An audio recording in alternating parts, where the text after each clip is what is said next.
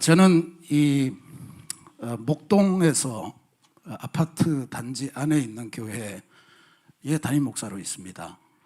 지금 한 8년 6개월, 5개월 정도 된 것 같아요. 2015년 7월 달부터 시무를 시작했고, 그 이전에 제가 서울 만리동이라는 데 있었습니다.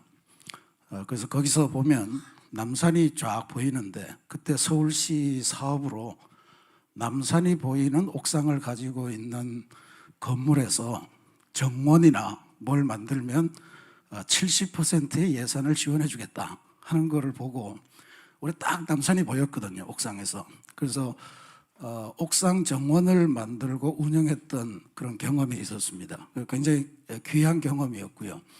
교인들이 와서 그 만리동 골짜기에서 예배를 마치고 혹은 평일에 거기서 차도 마시고 하는 그걸 보면서 굉장히 좋았는데, 이게 옥상 정원이니까 자랄 수 있는 나무의 크기가 한계가 있더라고요.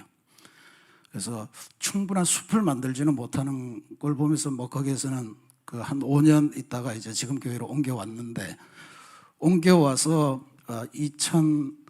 또다시 그때 계속 박원순 시장님이었던 것 같아요. 그래서 옥상 텃밭 프로그램을 하신다는 이야기를 듣고 양천구청에 신청을 했더니 옥상 텃밭을 역시 한 70% 정도 지원을 해주신다고 그래서 저는 그냥 신청만 했고, 모든 일은 우리 부목사님이 다 했습니다. 저분이 설명하는 게 나은데 굳이 제가 와서 60cm, 45cm 되는 화분 몇 개예요? 128개를 32구역으로. 그러니까 굉장히 새로운 시스템이 있더라고요. 그 화분을 4개를 가지고 한 구역을 만들고 그렇게 하는데, 그게 물이 작업이 되는 거예요. 그러니까 마치 화장실, 죄송합니다만 화장실에 이게 물이 충만되고 어느 정도 되면 이렇게 올라가서 그 수위를 유지하잖아요. 마치 그런 시스템이 되어 있는 것 같아요. 큰 화분, 큰 어항 같은 그런 화분으로 만들어진 것이어서 사람들이 매일 와서 물을 주지 않아도 자동적으로 이렇게 급수가 되는 그런 시스템을 갖고 있었고, 그거를 처음에 교인들에게 사정사정해서 분양을 했고, 그래서 그 분양을 한 다음에 그 식물을 잘 가꾸도록, 그래서 이제 열매도 갖고 교회에서 애찬할 때 그 채소를 갖고 밥도 해 먹고 그랬던 기억이 나는데, 그게 우리들이 지금 녹색교회로 선정이 되어 있습니다만 녹색교회로 가는 첫 발걸음이었습니다. 그러니까 처음에는 100% 교인들에게만 분양을 했다가 이게 소문이 나면서 지역 주민들도 좀 하게 해달라 그래서 지역 주민들에게 개방을 하기 시작하면서 지금은 교인들은 40%, 주민들은 한 60%. 그래서 교회에 이제 낯 모르는 사람들이 자꾸 왔다 갔다 하고, 저는 그런 게 좋은데 교인들은 좀 불편함도 느끼고 혹시 안전에 문제가 있지 않겠냐 이런 우려도 있습니다만 어쨌든 좋습니다. 그리고 저 옥상을 하고 있는 바로 밑에 제가 살고 있거든요. 그러니까 저걸 설치하고 난 다음부터는 단 하나 단점은 물이 가끔씩 떨어져요.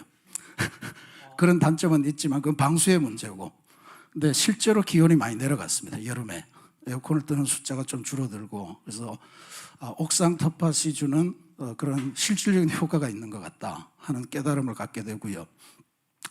역시 교인들도 본인이 직접 농사해서 그 농사한 걸로 농약 치지 않고 이렇게 해서 만드는 음식, 그걸로 가족이 먹고 또 동네 사람들이 같이 먹고 이런 것에 대해서도 굉장히 좋은 기억을 갖고 있습니다. 이게 우리 첫걸음이고요.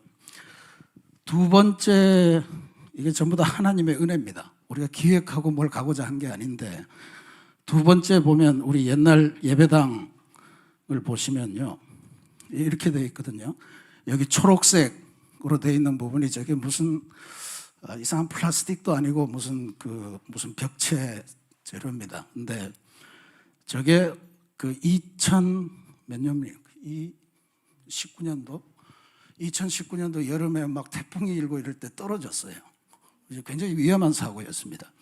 그러니까 이게 한 줄이 뚝 떨어져서 정말 하나님의 은혜로 행인이 다치지 않고 그냥 어쨌든 그 떨어진 걸로만 됐는데 이거를 그 떨어진 게 계속 비어 있는 채로 두기가 그래서 저희들이 이제 그거를 다 철거해내고 있었는데 이 재료를 국내에서 구할 수가 없다는 거예요.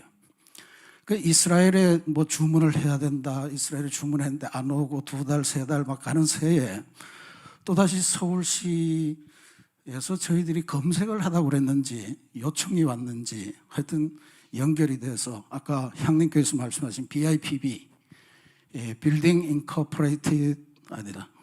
빌딩 인테그레이티드 솔라 볼테익이라고 하는 건축 자재가 있고 그거를 앞으로 한 5년 후에는 의무화시키기 위해서 지금 시범 사업을 하고 있으니까 거기에 좀 참여할 수 있겠느냐 해서 저희들이 지원을 했죠. 그리고 당연히 됐습니다. 서울시에서 그때 3군데만 할 때인데 교회가 하겠다는데 정부에서 해줄까 생각했는데 교회도 괜찮아. 홍보 효과만 있으면 된다 뭐 이래서 그래서 그때 80kW C로 용량으로 이제 공사를 할 수 있도록 선정이 됐습니다. 그때 서울시에서 제공한 비용이 우리가 8대2로 했는데 한 7억 5천 정도를 지원을 받았고 그 다음에 2차까지 해주기로 했어요. 2차까지. 근데 1차에 된 단체는 2차에는 할 수 없다. 그래서 그 공사한 업체에서 다시 2차를 연결해 준 게 한국에너지관리공단이었습니다. 거기 용량이 46.8kWc였습니다. 그래서 도합하면 128kWh가 나오는 거죠. 그래서 이거를 가지고 이제 지금까지 진행을 했고 여기에 보면 이 간판이 있는 요 면적하고 요 옆에 십자가가 있는 이 전체 그리고 요 왼편에 약간 푸른색으로 보이는 것이 전부 다 태양광 패널입니다. 그래서 저희들이 그때 설명을 듣기로는 한 일반 태양광 패널에 비해서 40% 정도의 효율을 가질 거다. 이제 그런 설명을 하고 우리야 뭐 상관없고 우리는 어차피 전면을 수리했어야 됐으니까 땡큐 감사하고 그렇게 해서 이제 수용을 해서 2년간의 이거 아마 그때 이제 관련 기사들이 나온 겁니다. 이게 그분들이 렌더링해서 이런 모양으로 바뀔 겁니다 해서 우리를 유혹한 거고요. 예, 그래서 그때 꽤 아마 향림교회 아까 건축위원께서도 우리 교회를 방문하셔서 같이 설명을 들은 적이 있습니다. 넘어가면 그래서 이제 실제로 얼마나 발전을 하고 있는가 하는 것을 보니까 저희들이 이거를 매 주일마다 주보에 실어서 실제로 전력이 얼마나 생산되고 있는지 지금까지 한 달에 누적 얼마 됐는지 올해는 얼마나 됐는지 또 그 서울시에서는 식수 효과 이걸로 인해서 30년산 참나무를 몇 그루 심은 효과 뭐 이런 것들을 계산을 해주더라고요. 그게 있고 그다음에 CO2 절감 저감이라고 그럽니까? 저감량 이걸 보여주는데 지금까지의 과정을 보면 이 숫자가 많아서 헷갈립니다. 하여튼 20분 되면 알려주십시오. 끊을게.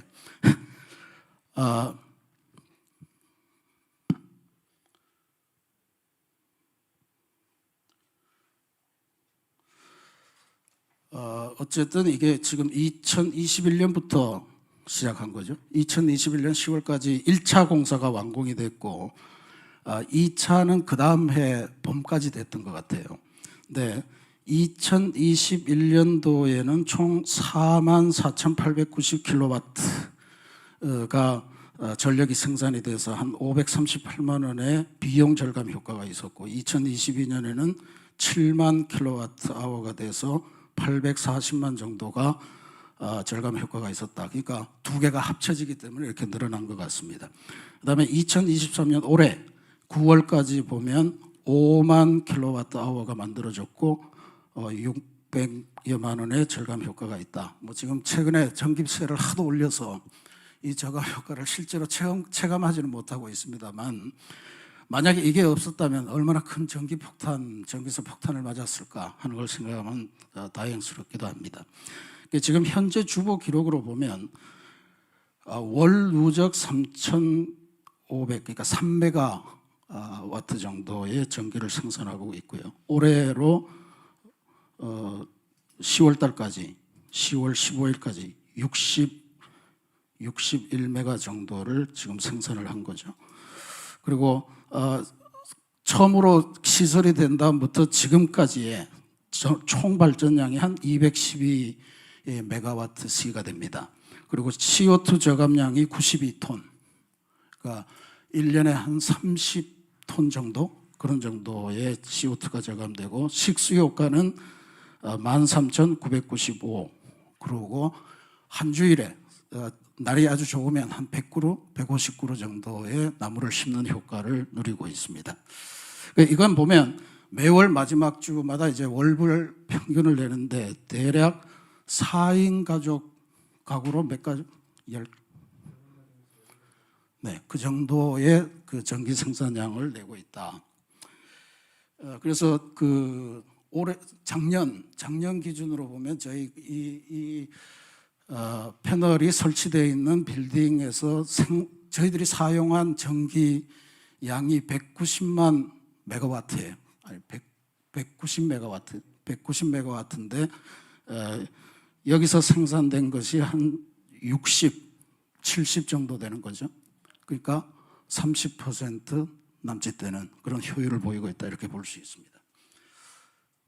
그리고 이게 되면서 우리들은 세 번째 단계로 넘어갑니다. 이건 지금까지 이제 정부의 협조, 그리고 몇몇 사람들의 아이디어, 그리고 하나님이 주신 어떤 기회, 뭐 이런 것들이 합력됐던 거고, 이게 이렇게만 되는 거는 아니지 않냐 해서 본격적으로 사람들이 모이기 시작하고 조직이 구성되기 시작하는데, 그게 우리 교회 안에 창조질서회복위원회라는 걸 구성하게 됐습니다.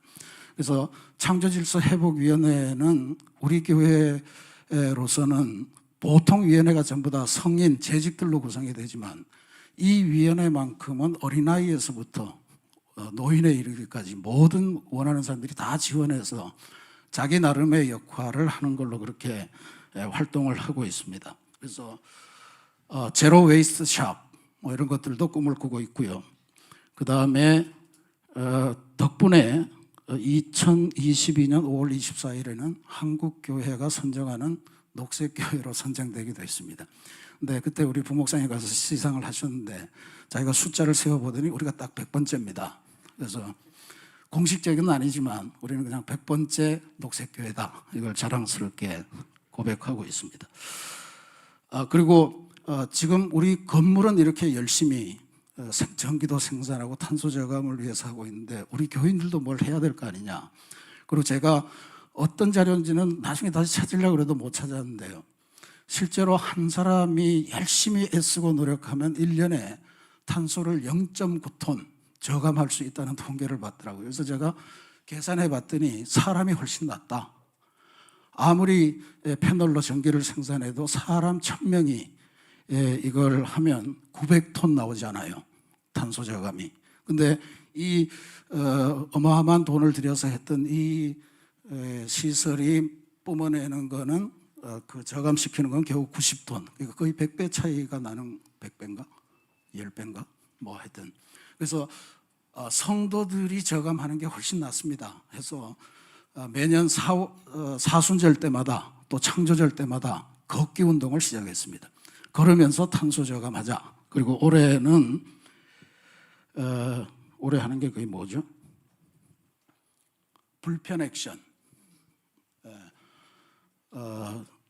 기윤실하고 뭐 기아 대책 뭐 이런 몇 가지 단체가 해서 불편 액션 1000명 하는 거죠. 1000명 시범을 하는데 저희 교우들이 한 50명 정도 열심히 매일의 과제를 수행하면서 즐겁게 그렇게 보내고 있습니다.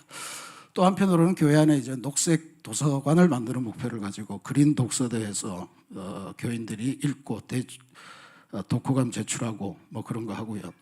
주일날 밥 먹을 때마다 잔반 제로를 위해서 생명복상 기도문을 하고 절대로 안 남기겠습니다. 뭐 이렇게 기도하고 서약하고 밥을 먹고 있습니다만 잔반은 계속 나옵니다. 그래서 이런 그러니까 지금까지 첫 단계 옥상 텃밭, 두 번째 단계 BIPB, 세 번째 단계 창조질서 회복위원회, 이렇게 하나님께서 우리 교회를 별것 아니지만 도심 속에서 조그마한 실천을 하나하나 해나가는 그런 발걸음으로 인도해 가지고 계시다라고 하는 것을 느끼고 있는 그런 상황입니다. 아마 도심 속에서 할 수 있는 게 그렇게 많지 않은 것 같아서 좀 안타깝고, 우리 교회에서 한 3, 40분이면 갈 것 같아요, 신양교회는. 근데 저렇게 훌륭한 숲을 또 이 도심에서 여기서 봐도 깨끗한 좋은 빌딩 속에서 도심이지만 나무를 볼 수 있는 이런 새로운 빌딩을, 건물, 에너지 제로 빌딩을 만들 수 있다면 좋겠지만, 아마 새신교회가 갖고 있는 나름의 의미가 있을 거라고 봅니다. 도심 속에서 새로 짓지는 못하지만 있는 상황을 최대한 변화시키면서 녹색교회, 또 아까 MBS라고 그러셨나요? 제가 제대로 이해한 겁니까? 아닙니까? 맞아요. 그 한 부분의 일을 갈 수 있는 거라고 생각을 해서 여러분에게 소개해 드렸습니다. 고맙습니다.